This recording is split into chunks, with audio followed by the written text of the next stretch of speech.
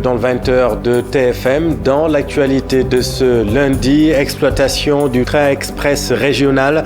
Les autorités sénégalaises démentent les infos du journal Le Figaro. Cette enquête relève de l'Infox selon le directeur général de la SENTER. Baisse du prix du loyer, le Premier ministre saisit le Conseil constitutionnel. L'État cherche toujours la meilleure formule. On vous explique tout dans ce 20h. À la une également, pourquoi le marché aux casses de Touba brûle si souvent. Le feu déclaré samedi a ravagé plusieurs commerces. Nos équipes sont retournées sur place. Voilà pour les titres et tout de suite le développement.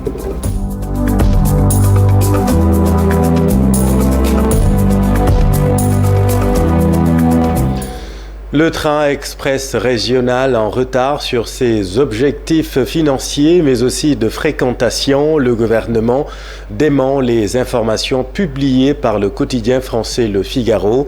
Cette enquête relève de l'Infox selon le directeur général de la SENTER, Abdoundène Essal. Voyons tout cela avec Moussa Mané et Habib Faye. Le TER n'appartient pas à l'État du Sénégal. Une polémique qui s'est installée après la publication de l'article du journal Le Figaro. Sénégal 0, SNCF 1. La réponse des autorités sénégalaises n'a pas tardé. Et tout ça, moi, j'ai donné dans le cadre de l'intoxication, de la déformation, des contre-vérités qu'on a l'habitude d'attendre. Mais le gouvernement est debout, alerte, et nous avons donné quand même toutes les réponses possibles pour informer la population, parce que ce qui compte, c'est que la population sache que ce que Le Figaro a dit, ce sont des contre-vérités. C'est simplement ça, parce que le TER appartient à l'État du Sénégal. Le TER est un investissement public confié à une expertise française. La rentabilité serait plus stratégique que financière. L'ensemble des deux sociétés ont démenti ces informations. Autant la SENTER qui représente l'État, autant la SETER qui représente quand même la SNCF, ils ont démenti ces informations. Donc vraiment, nous n'avons pas de problème de rentabilité, parce qu'on ne parle pas de rentabilité financière, on parle de rentabilité économique et sociale. Et depuis que le TER est en place, quand même, nous arrivons à améliorer la mobilité quand même des personnes dans cette zone. Et quand on parle de capacité, nombre de personnes transportées, il faut aller voir le TER. Quand même, on ne peut pas transporter plus de personnes que ça parce que le TER est rempli. C'est une fourberie de dire, de parler d'une rentabilité financière d'un investissement public. J'aurais compris si c'était majoritairement un investissement privé. Mais vous savez, l'État, quand il met en place des investissements publics de cette nature, notamment dans le secteur du transport, d'autres logiques entrent en jeu. L'objectif est que d'ici quelques années, le Sénégal puisse prendre en charge l'exploitation du TER actuellement géré par la SETER. Et dans ça, il y a une conception du projet, son montage financier, sur lequel je crois que l'État a véritablement donné les informations relatives aux contrats qui sont liés, qui lient le Sénégal à Alstom. Maintenant, un projet ferroviaire de cette ampleur, quand même, il faut avoir les capacités de prendre en charge quand même le fonctionnement et la performance opérationnelle dans les règles de l'art. C'est pourquoi, au début, nous avons voulu signer un contrat provisoire de 3 ans pour qu'il y ait un transfert de capacité optimale pour permettre aux Sénégalais, au bout du compte, de prendre en charge quand même l'exploitation de ces terres. Contrairement à ce qui se dit, aucune augmentation n'est envisagée sur les tarifs du train express régional. Merci Moussa. L'autre grand titre de cette édition, baisse du prix du loyer. Le Premier ministre saisit le Conseil constitutionnel pour qu'un arrêté fixe les taux.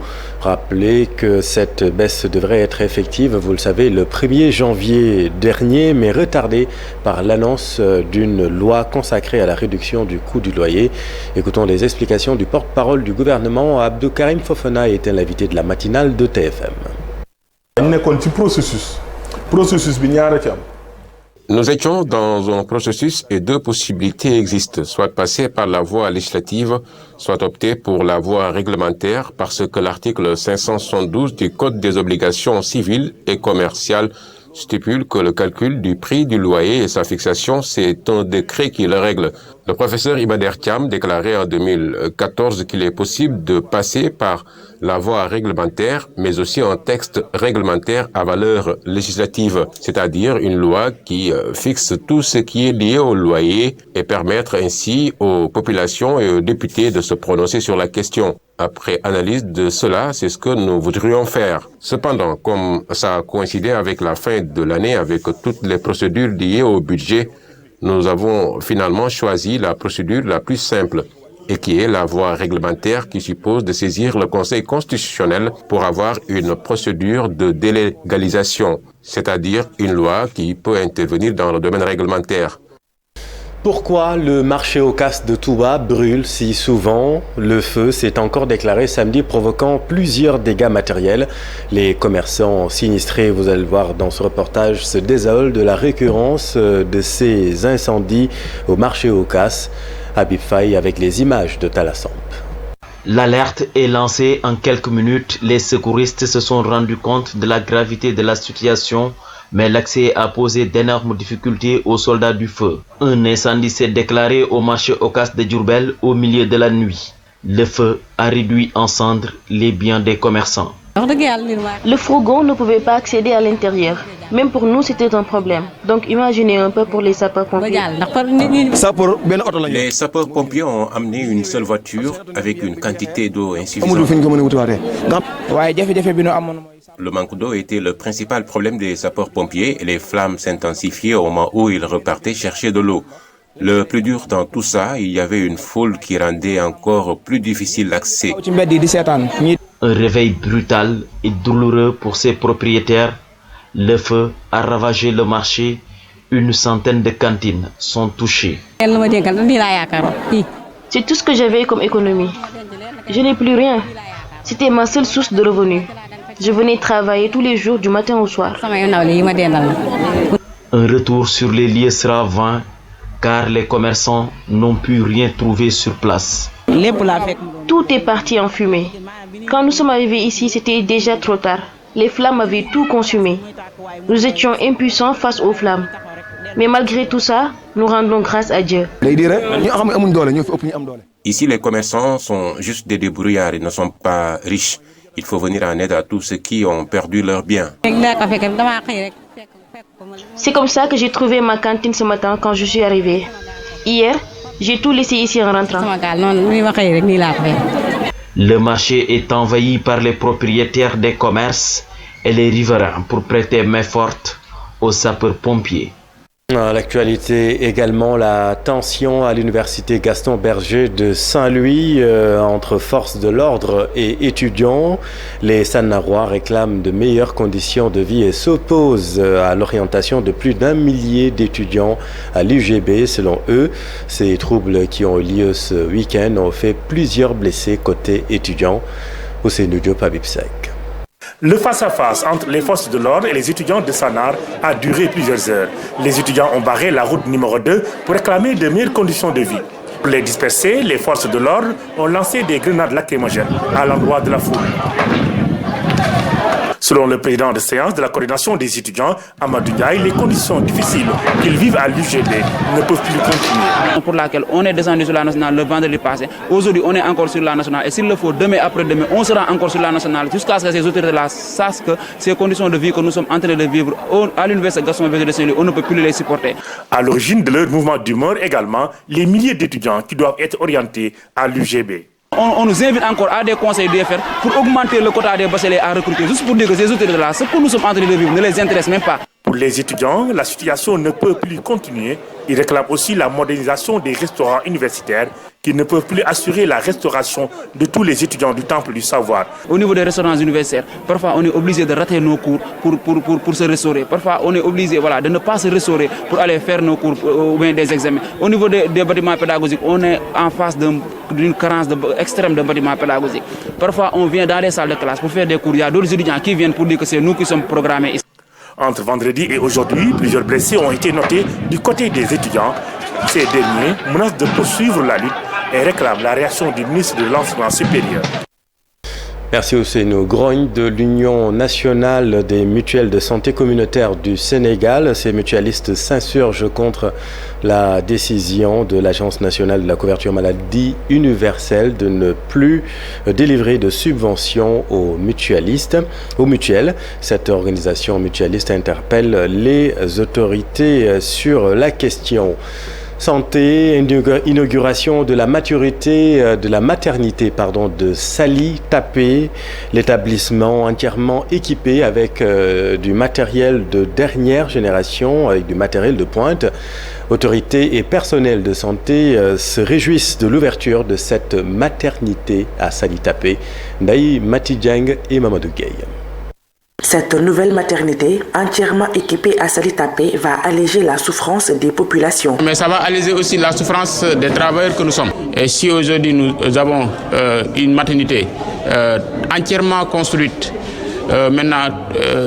entièrement équipée d'un matériel de dernière génération, vraiment on ne peut que s'en réjouir. On a l'habitude de perdre des prématurés par faute de place. Présent à la cérémonie d'inauguration, sous-préfet de l'arrondissement de Sindia invite le personnel sanitaire à redoubler d'efforts. Ce que j'ai eu à dire d'ailleurs à l'issue de cette visite, j'ai fait une invite à l'endroit du personnel de santé de redoubler d'efforts, de tout faire en tout cas pour s'acquitter correctement de leur mission. Dès l'instant que les conditions sont réunies, pour que les résultats suivent. Le maire, quant à lui, a saisi l'occasion pour annoncer d'autres projets de construction de postes de santé dans la commune de Sali.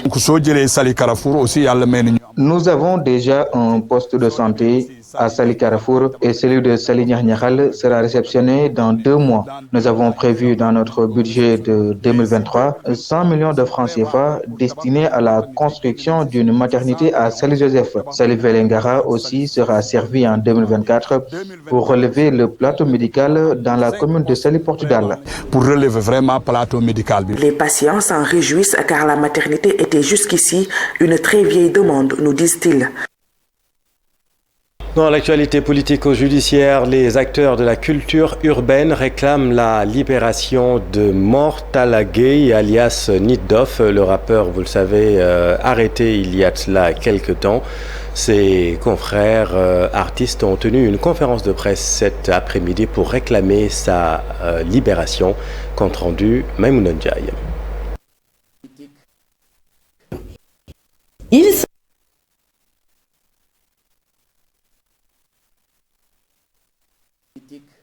Ils sont artistes, rappeurs ou acteurs de la culture urbaine.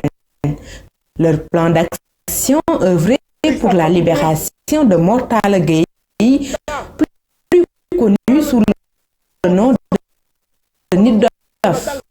Quelqu'un qui s'excuse, mais soxlawoo di ko arrêter. Si par exemple l'arrêter pour qu'il s'excuse, pour l'humilier, tu ne peux pas l'humilier parce qu'il s'est excusé. Finalement, l'État est dos au mur, la justice est dos au mur, parce que les questions humaines, c'est des questions qu'on peut négocier, discuter pour effectivement dire à la personne tu as fait ça, ne refais plus ça. Et lui-même a dit mangi djegelu ñep, juge bi ci la bok, magistrat ci la bok. Et il y a énormément d'aberrations. Pourquoi? Parce qu'effectivement, on dit désobéissance, appel à l'insurrection, menace de mort. Il n'y a rien de cela qui apparaît effectivement dans ce live. Donc en fait, les chefs d'accusation à son endroit sont inventés de tous bords et c'est mensonger. Ces musiciens lancent un appel à l'État du Sénégal pour réparer ce qu'ils qualifient d'injustice. Malheureusement, les gens disent appartenance politique. Dans le Nitdoff, ce n'est pas l'appartenance politique. Dans le Nitdoff, c'est le hip-hop, c'est la musique. C'est un élément clé de cette musique. C'est un élément clé du hip-hop. C'est un élément clé du rap sénégalais. Et cet élément clé du rap sénégalais, on ne s'étonne pas que Ouais, toutes nos excuses pour la qualité de ce sujet, la qualité technique bien évidemment. Affaire suite beauté, la section PASTEF Les Patriotes se dénonce l'acharnement supposé du pouvoir sur leur leader Ousmane Sonko. Moustapha Sarr et ses camarades appellent à la résistance. Le voici, Moustapha Sarr avec notre équipe en bas. Comme vous le savez, depuis le 17 janvier dernier,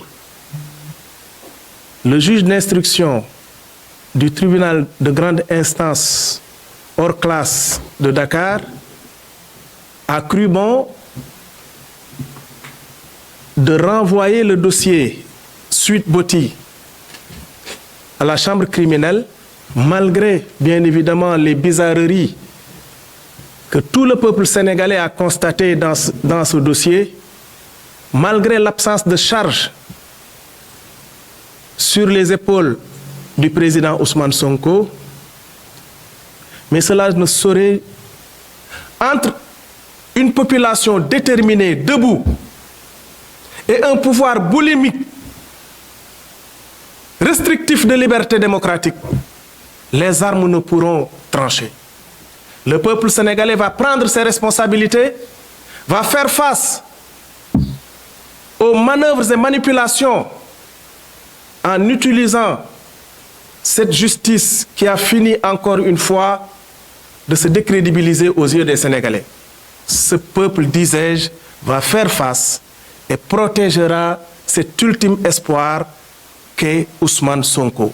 Moustapha Sarré, coordonnateur de PASTEF section Mbao, qui prenait ainsi la parole. Dans l'actualité, toujours démarrage des travaux de désenclavement du Dandemayo, la réalisation des forages multivillages, la construction d'infrastructures sanitaires. Les populations qui ont trop souffert de leur sort s'engagent pour la réélection du président Macky Sall au cours d'un meeting d'investiture organisé par Abdoulaye Sy d'âge du ministère de la Justice.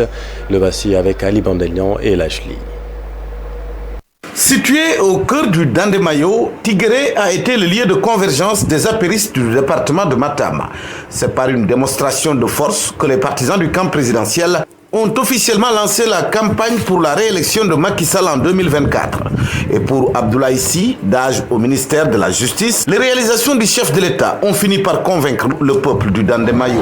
Rendre hommage à un homme qui n'a ménagé aucun effort pour sortir le Dandemayo du désenclavement. Le président du conseil d'administration de la Géroute faire des précisions sur le démarrage effectif des travaux de la route du Dandemayo. Il a également dit qu'un pont sera réalisé à hauteur de Tiguéré pour relier les villages de Tiguéré à leur terre agricole. Non loin de là, à environ 2 km, un château d'eau est en train d'être réalisé pour raccorder à l'eau tous les hameaux environnants. Donc je pense que le moment a été bien choisi pour rendre hommage au président de la République, exprimer également le désir des militants, de toute la population, de le voir être investi pour la présidentielle de 2024 et puis de signer un nouveau bail avec lui. Une mobilisation au cours de laquelle Maître Moussa Bocar Thiam, ministre de la Communication, a appelé à la résistance face aux nombreuses menaces des forces de l'opposition. À partir de Matam, que le peuple sénégalais, le vrai peuple, le peuple du Sénégal fera face. On fera face à Ousmane Sonko. Les jeunes de Macky Sall sont prêts pour faire face aux dérives des vautours de l'opposition. De Dial à Oudourou en passant par Nguidjilogne, les militants sont venus de toutes les localités du Dandemayo. Dans la délégation, venu représenter Farbangom, le coordonnateur départemental de Benno Bokk Yakaar, Mamadou Mori Diaw, le maire de Matam, PCA de la Géroute, annonce le projet de construction du pont de Tiguéré.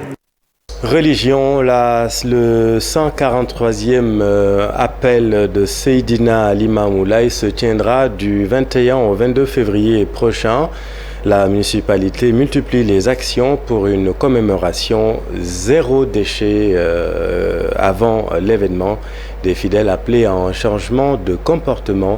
Fatou Kinedem et Amadouba.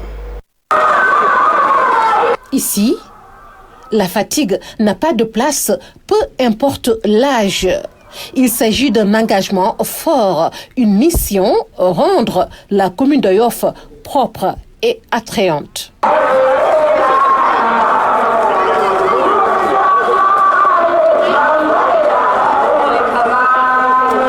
les populations appelaient à un changement de comportement. Le 143e appel de Seydina Limamou Laye se prépare. Parce que nous remarquons constamment des dépôts sauvages d'ordures. Nous constatons régulièrement des dépôts de gravats issus de construction de bâtiments. Alors qu'il est à la charge de ces populations-là de participer à la propreté de leur cité. Il est à la charge de ces populations-là d'accompagner la municipalité à minimiser ses charges pour pouvoir naturellement mieux investir dans l'éducation et la santé et la promotion de l'emploi des jeunes. Donc aujourd'hui, nous profitons de cette tribune pour nous engager, nous, municipalité de Yoff, à accompagner l'association Vision 129 à une parfaite réussite de ce programme extrêmement important dans le cadre de la préparation de l'appel de Seydina Limamou alayhi salam. L'appel du mardi, c'est aussi des actions sociales. L'association Vision 129 compte accompagner les familles. Bayiwul quartier bi ci accompagner ko ci social. ci appel bi nga xamantene wala appel yi nga xamantene jaar na fi rawatina appel bi ñuy dëgmal ci ceeb ci diwlin ci enveloppe xaalis ci lépp dinañu jël looyu takku ñëw jox ñu ko ñun comité de gestion bi waaye la ca gën a am solo sàkkuwuñu sax ñu synergie avec les autorités religieuses.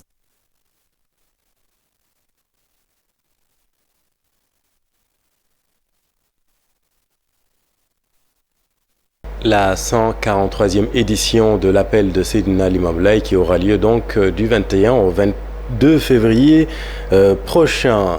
Nyanda, village situé dans la commune de Joal Fadiout, a fêté son premier prêtre 120 ans après l'instauration de l'église catholique dans la localité.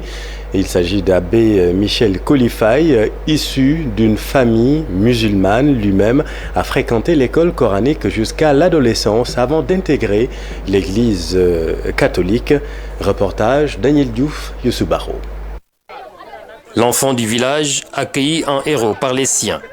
Michel Kolifay, une fierté pour le village centenaire de Ndianda qui enregistre son premier prêtre depuis l'établissement en 1902 de l'église Saint-Étienne sur cette terre essentiellement sérère. Un parcours atypique pour être relevé. À l'origine, un enfant né d'une famille musulmane déjà bien loin dans l'apprentissage du Saint-Coran que des tribulations, un défunt père musulman qui aura difficilement cédé au poids de la vocation et souffert des remontrances familiales et confessionnelles. Durant 2 ou 3 ans, j'ai eu des échanges pas faciles avec mon père sur mon désir de me convertir au christianisme. Mais au final, il s'est laissé aller à la volonté divine et m'a donné sa bénédiction. Je sais que ma décision l'a plongé dans un état de honte vis-à-vis de ses semblables. Il en a souffert, mais il ne pouvait pas s'opposer à la volonté divine. L'hommage aux parents, le moment peu soutenable, une maman qui fond en larmes, un parrain confus, la famille biologique, les confrères dans le sacerdoce aussi ébahis. Je rends grâce à mon défunt père, vous savez bien qui était Ousmane Diène Faye, un homme aux qualités rares. Je rends grâce aussi à ma mère ici présente, Aïssa Tounden, une femme très éprouvée. Maman, tu m'as appris ce qu'est une mère. Nous avons traversé ensemble des moments très difficiles.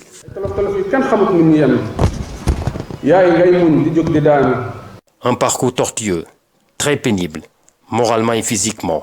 Abbé Michel Kolifay a même frôlé la renonciation. Mais des rencontres, des conseils auront été salutaires.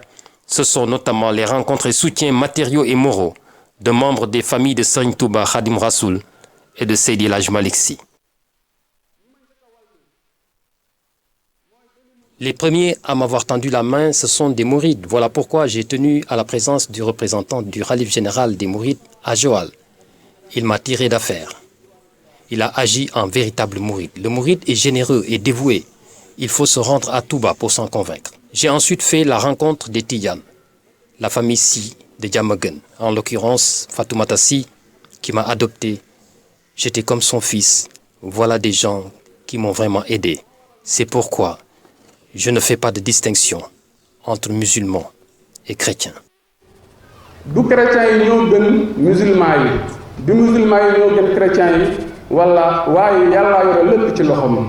Abbé Michel, l'enfant bon berger d'alors, aujourd'hui appelé à rester le bon pasteur dans le sacerdoce, disposé à veiller sur le troupeau que lui confie le Seigneur. Tous ces symboles pastoraux pour le lui signifier.